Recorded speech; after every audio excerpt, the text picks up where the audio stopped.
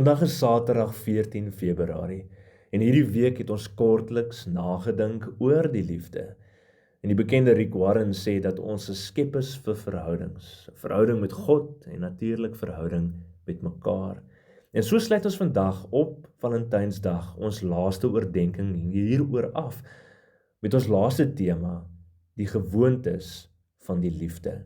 Ons teksgedeelte is 1 Korintiërs 13 vers 7 tot 8, wat die volgende sê: Die liefde bedek alles, dit glo alles, dit hoop alles, dit verdra alles. Die liefde vergaan nooit nie. Nou op Valentynsdag vier ons liefde, en hierdie liefde wat ons vier is 'n uitnodiging om gewoontes van 'n liefdevolle hart te bou. Want hierdie soort liefde bedek foute.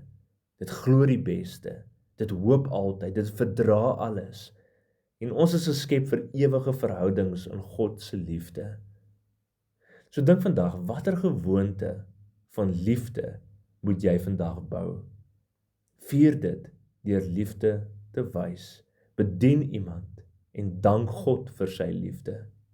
1 Timoteus 4 vers 7 herinner ons van onheilige en sinlose verdussels, en dat ons daarvan af moet wegbly en om eerder met toewyding aan God te lewe.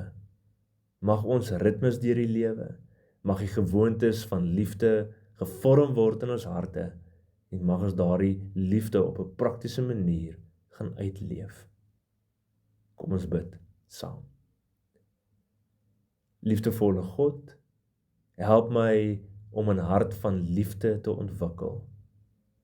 Mag ek u liefde uitleef in al my verhoudings, en dankie vir die grootste liefde, die Jesusliefde. Amen.